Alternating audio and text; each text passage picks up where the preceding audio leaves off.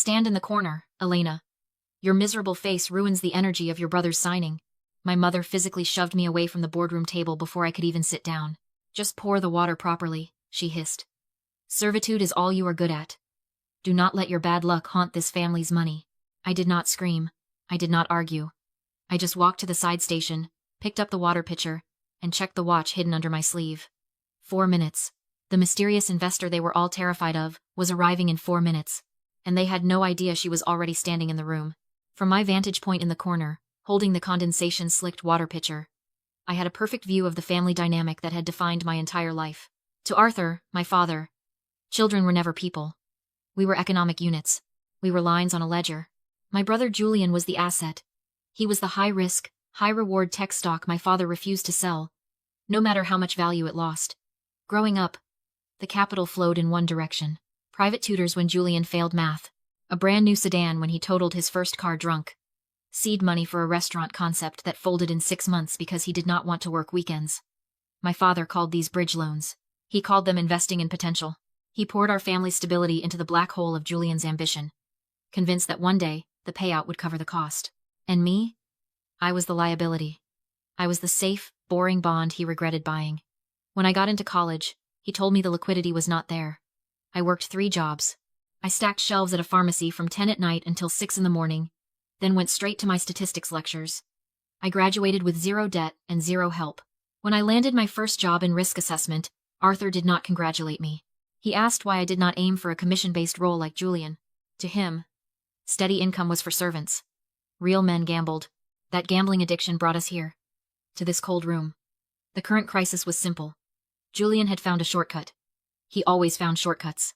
He wanted to buy his way into a prestigious investment partnership. The buy-in fee was $150,000. He did not have it. He had burned through his last bailout months ago. But he had convinced Arthur that this was it. This was the golden ticket that would pay back every cent and finally validate Arthur's decades of blind faith. I watched Arthur adjust his tie, his hands shaking slightly. He was terrified, but he was masking it with arrogance. He looked at me standing by the service station, my silence irritating him. You should be taking notes, Elena, he muttered, not bothering to look me in the eye. Julian is about to close the deal that secures this family's legacy. While you pinch pennies and worry about rent, he is thinking big. That is the difference between you two. He leaned back, gesturing around the expensive office that he did not know I paid for. Julian is an asset. You? Investing in you for 30 years was the biggest loss of my life. You are a sunk cost, Elena. At least try to be useful today. Watch how the big dogs eat. I gripped the handle of the pitcher tighter. A sunk cost. That is an economic term for money that has already been spent and cannot be recovered. In rational decision-making, you are supposed to ignore sunk costs. But Arthur was not rational. He was an addict. He had spent so much on Julian that he could not stop now, because stopping would mean admitting that his entire investment strategy, his entire life was a failure. So he sat there, ready to sign away the only thing he had left, his paid-off house, just to keep the fantasy alive. He did not know that I was not the liability anymore.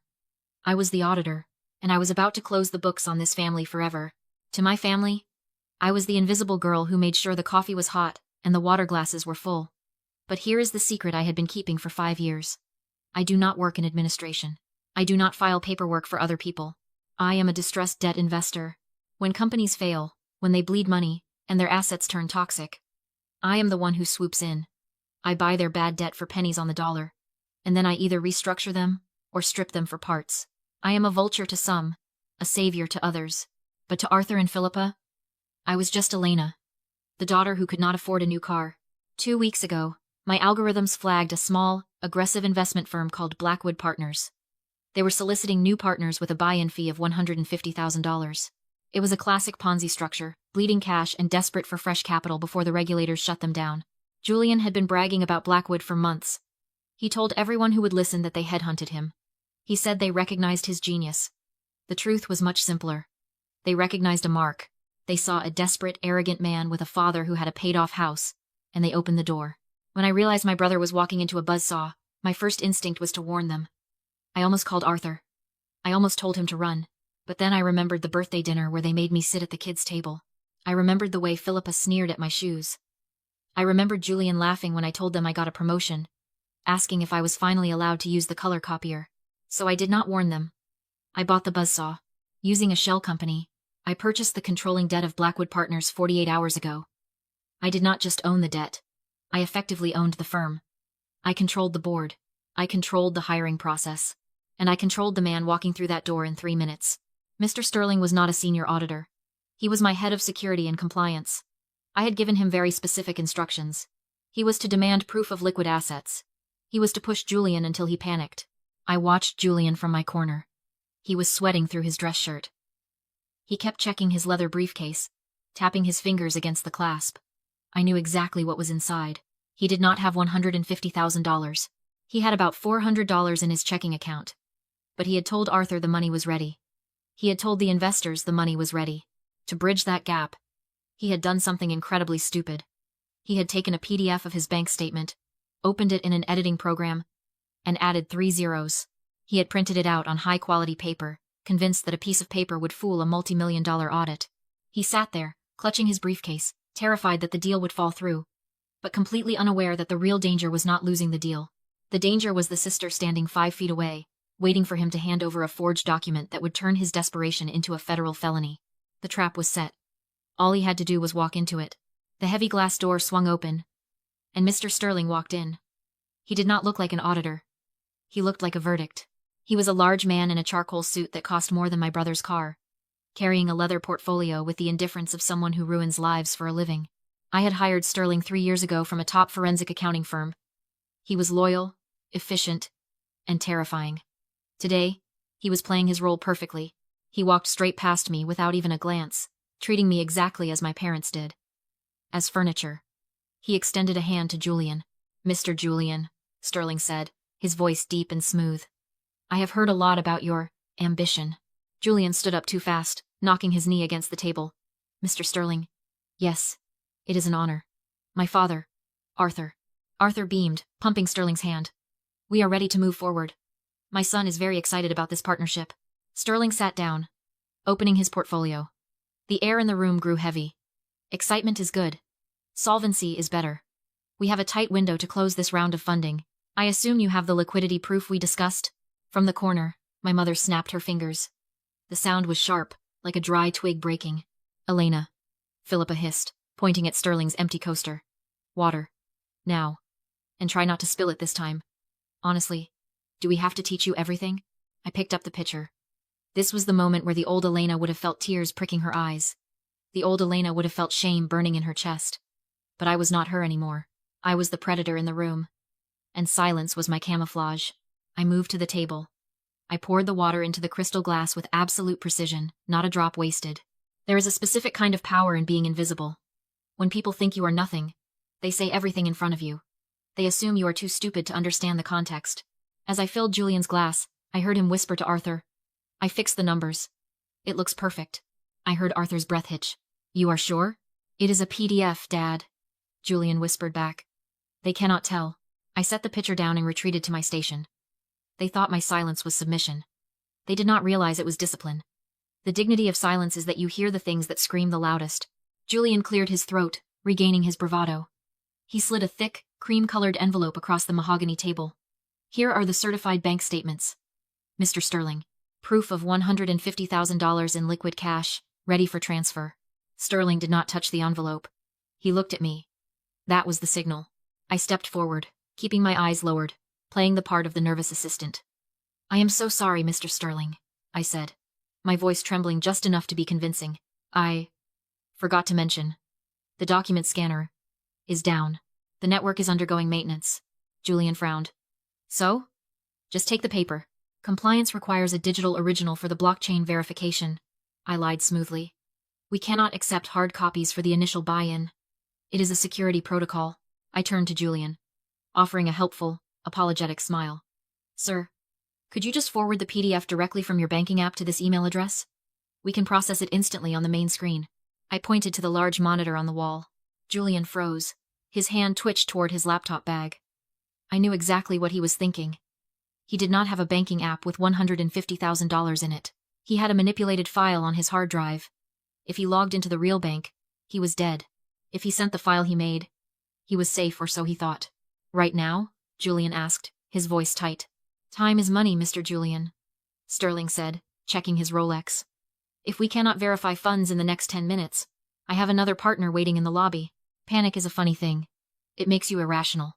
Julian was so close to the prize, so desperate to be the big shot in front of our father, that he stopped thinking. He pulled out his laptop. He typed furiously, his eyes darting around the room. I watched him open his email client. I watched him attach the file named Capital 1. Statement. Oct. PDF. I watched him hit send. A second later, my phone vibrated in my pocket. Ping. I looked down. There it was. The email. The attachment. The smoking gun. He had not just sent a lie. By transmitting a forged financial document across state lines via the internet to secure a loan, he had just committed federal wire fraud, and he had done it in a room full of witnesses, sending the evidence directly to the device of the woman he called a failure. I looked up at him. He was smiling again, closing his laptop, thinking he had won. He had no idea he had just signed his own confession. Sterling checked his tablet, acknowledging the email receipt. He did not smile. He did not offer congratulations.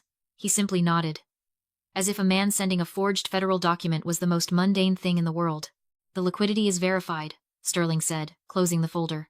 However, per the fund's bylaws, there is a 24-hour clearing period for digital transfers.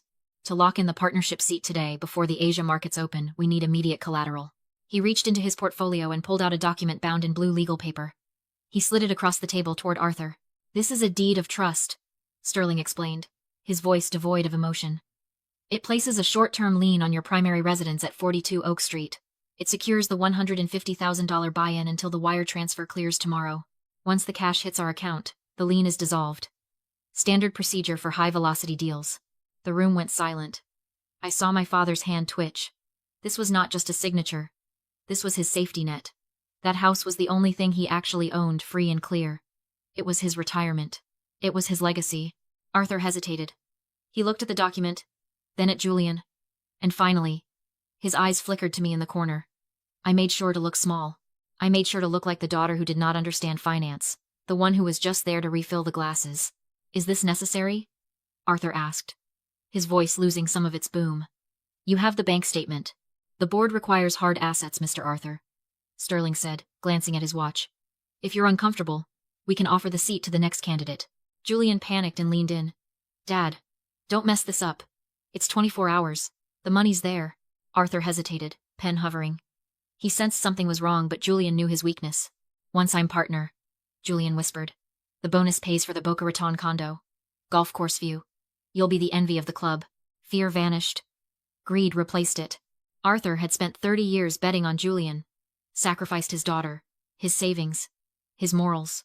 Walking away now meant admitting his life's work was a lie. His ego wouldn't allow it. This is how men build empires. Arthur sneered at me. We take risks. He signed. Sterling stamped. Clack thud. The deed of trust was recorded. The house was collateral. The trap was sealed.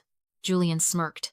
When I upgrade security at the new estate, maybe I'll hire you, Elena. You're good at standing quietly in corners. Philippa laughed. With a better suit, maybe. I set down the towel, picked up my phone, and walked to the head of the table. Actually, I said calmly, you won't be hiring anyone. I plugged my phone into the monitor.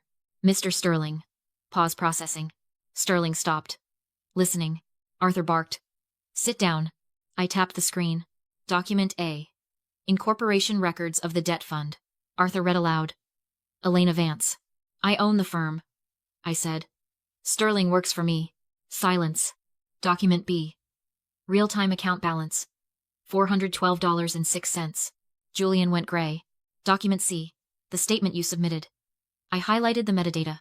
Created in Adobe Acrobat 1 hour ago. Font mismatch. It's a forgery. I faced him. You just committed federal wire fraud. Minimum sentence. 20 years. Arthur dropped the pen. It was a placeholder. Julian whispered. You were going to steal the money, I said. Using Dad's house. I placed 2 documents on the table. Option A.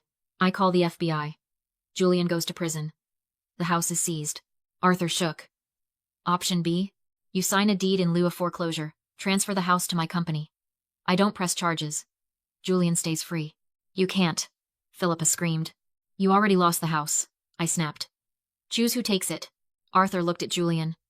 Then at me. He finally understood who held power. Give me the pen, he signed.